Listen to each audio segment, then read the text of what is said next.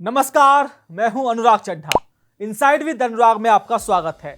दोस्तों, पंचायत चुनाव की तैयारियों में लगे हजारों प्रत्याशियों के लाखों रुपए पानी में बहने वाले हैं, क्योंकि सवाल खड़ा हो गया है कि क्या यूपी में पंचायत चुनाव तय समय पर होंगे या फिर इन्हें विधानसभा चुनाव के साथ या उसके बाद कराया जाएगा।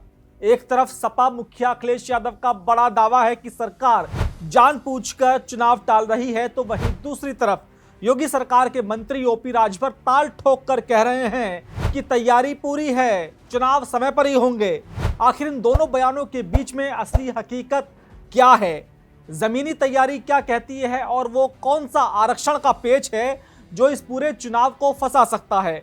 आज के इस वीडियो में हम करेंगे इसी मुद्दे का सबसे सटीक विश्लेषण। वीडियो के अंत तक जरूर बने रहिएगा, क्योंकि आज आपको आपके हर सवाल का जवाब तर्क और सबूतों के साथ मिलेगा। दोस्तों, पंचायत चुनाव को लेकर अभी तक सस्पेंस बना हुआ था। गांवों के प्रत्याशी आस लगाए बैठे थे कि अप्रैल से जून के बीच में चुनाव की डुगडुगी बज जाएगी, लेकिन इस सन्नाटे को तोड़ा है मुख्य विपक्षी दल यानी कि समाजवादी पार्टी ने। यह पहली बार है जब सपा ने पंचायत चुनाव की लेट लतीफी को लेकर सीधे तौर पर मोर्चा खोल दिया है। समाजवादी पार्टी के राष्ट्रीय अध्यक्ष अखिलेश यादव का दावा है कि भारतीय जनता पार्टी की सरकार जानबूझकर आरक्षण के में पेच फंसाकर पंचायत चुनावों को टालने की कोशिश कर रही है। अखिलेश यादव का कहना है कि भाजपा सरकार के पास अब तक जनता के बीच जाने का नैतिक साहस नहीं बचा है। ग्रामीण इलाकों में किसानों से लेकर नौजवान तक भाजपा के खिलाफ भारी नाराजगी है। सरकार जानती है कि अगर अभी पंचायत चुनाव हुए तो गांव-गांव में जनता उनके खिलाफ वोट डालने के लिए तैयार बैठी है। सपा प्रमुख ने भाजपा की चुनावी रणनीति को फर्जीनामा करार दिया है। उन्होंने कहा कि भाजपा भले ही हजार घपले घोटाले कर ले, लेकिन वो आज जीतने की स्थिति में नहीं है। इसलिए हार के डर से बचने का एक ही रास्ता है, चुनाव को लटका दो। यह बयान इसलिए भी अहम है क्योंकि अब तक विपक्ष इस मुद्दे पर चुप था। इस चुप्पी से यह शायद माना जा रहा था कि शायद सभी दलों ने मान लिया है कि चुनाव विधानसभा के बाद ही होंगे, लेकिन अखिलेश यादव के इस बयान ने सियासी हलचल और बढ़ा दी है। अब सिक्के के दूसरे पहलू को देखते हैं। विपक्ष के इन आरोपों पर सरकार खामोश नहीं है। यूपी सरकार में पंचायती राज मंत्री और सुहेलदेव भारतीय समाज पार्टी के अध्यक्ष ओम प्रकाश राजभर ने मोर्चा संभाला है।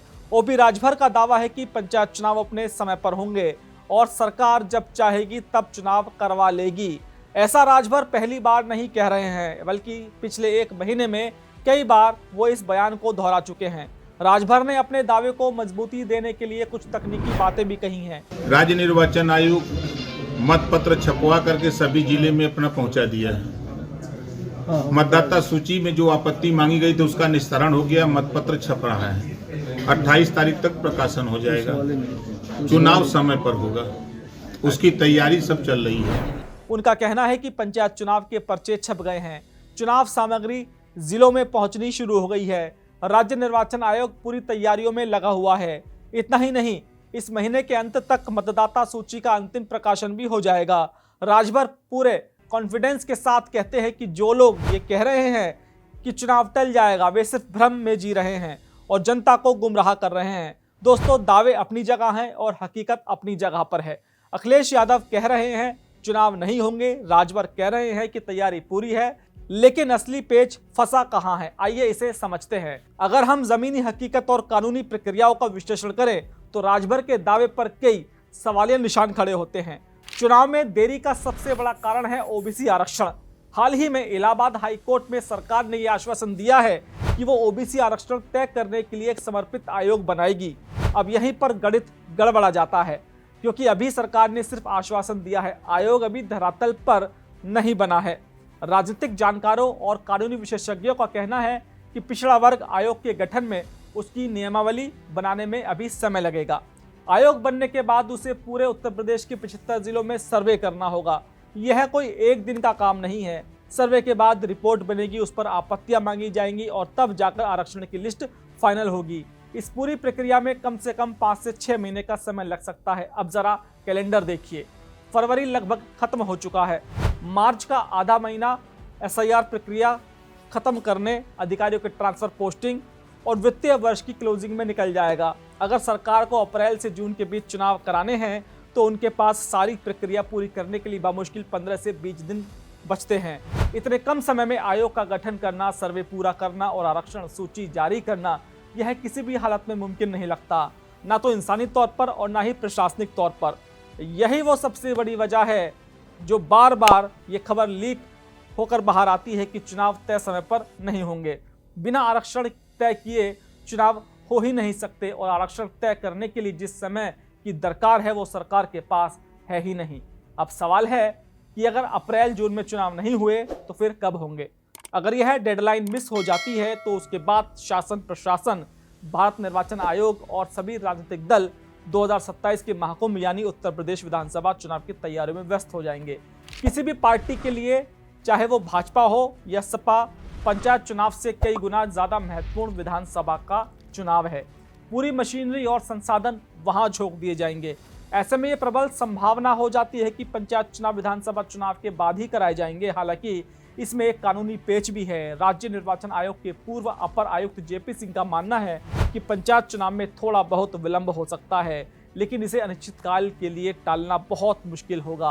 अगर सरकार चुनाव टालती है तो कोई भी पक्ष हाईकोर्ट जा सकता है। वहां सरकार को लिखित में बताना होगा कि किस ठोस आधार पर चुनाव टाले जा रहे हैं। अगर सरकार कोई वैलिड कारण नहीं बता पाती तो हाईकोर्ट और सुप्रीम कोर्ट सरकार को फटकार लगाते हुए तत्काल चुनाव कराने का आदेश भी दे सकते हैं। यानी मामला कोर्ट और सरकार के बीच फुटबॉल बन सकता है। अब आप सोच रहे होंगे कि अगर स्थिति इतनी साफ है कि समय कम है और पेच फंसा है तो ओपी राजभर बार बार सीना ठोक कर तय समय पर चुनाव का दावा क्यों कर रहे हैं? इसके पीछे भी एक बहुत बड़ी सियासी मजबूरी है। एक्सपर्ट्स का मानना है कि राजभर का यह बयान अपने कार्यकर्ता और प्रत्याशियों को बूस्ट रखने के लिए है। जरा सोचिए, अगर आज सरकार या मंत्री ये ऐलान कर दे कि भाई ये चुनाव 1 साल के लिए टल गए हैं तो क्या होगा? गांव में जो प्रत्याशी लाखों रुपए खर्च करके पोस्टर बैनर लगा चुके हैं वो निराश हो जाएंगे। जो कार्यकर्ता चुनाव की उम्मीद में दिन रात पार्टी के लिए दौड़ धूप कर रहे हैं वो घर बैठ जाएंगे। पार्टी का जो जमीनी जनाधार तैयार हो रहा है वो बिखर जाएगा। सरकार नहीं चाहती कि चुनाव से पहले ही उनके कार्यकर्ता हताश हो जाएं, इसलिए माहौल बनाए रखने के लिए यह कहना जरूरी है कि तैयारी पूरी है। अब सवाल यह है कि चुनाव को देरी से कराने या विधानसभा के बाद कराने का असली फायदा क्या है? इसके पीछे सबसे बड़ी वजह है गुटबाजी और भीतरघात। इतिहास गवाह है कि विधानसभा चुनाव से ठीक पहले अगर पंचायत चुनाव होते हैं तो सत्ताधारी पार्टी को अक्सर नुकसान उठाना पड़ता है। पंचायत चुनाव पार्टी के सिंबल पर कम और व्यक्तिगत रसूख पर ज्यादा लड़े जाते हैं। एक ही पार्टी के दो कार्यकर्ता आमने सामने आ जाते हैं। चुनाव में एक जीतेगा तो दूसरा हारेगा। जो हारेगा वो अपनी ही पार्टी से नाराज हो जाएगा और इसका बदला वो 2027 के विधानसभा चुनाव में पार्टी को वोट न देकर लेगा। योगी सरकार और भाजपा का शीर्ष नेतृत्व 2027 के विधानसभा चुनाव में कोई रिस्क नहीं लेना चाहता। अगर पंचायत चुनाव में परिणाम खराब आए तो एक हवा बन जाएगी कि सरकार कमजोर हो रही है, जिसका सीधा मनोवैज्ञानिक असर विधानसभा वोटिंग पर पड़ेगा। इसलिए राजनीतिक पंडितों का मानना है कि सरकार के लिए यही सेफ गेम होगा कि पहले विधानसभा चुनाव जीत ले, फिर पंचायत चुनाव आराम से करवाए। तो दोस्तों, कुल मिलाकर तस्वीर ऐसी है कि तकनीकी रूप से देखें तो आरक्षण की प्रक्रिया और समय की कमी चुनाव को टालने की तरफ इशारा कर रही है।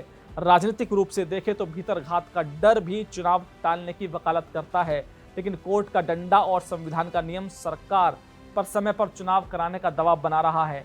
अगर अगले 15 से 20 दिनों में आयोग गठन को लेकर कोई बड़ा फैसला नहीं होता तो मान लीजिए कि गांव की सरकार का चुनाव लंबा खिंच सकता है। दोस्तों, मेरा ये विश्लेषण आपको कैसा लगा कमेंट बॉक्स में जरूर लिखकर बताइएगा। साथ ही साथ मेरे चैनल को सब्सक्राइब करना बिल्कुल मत भूलिएगा। तो आपसे मुलाकात होगी किसी दूसरी खबर के साथ। नमस्कार।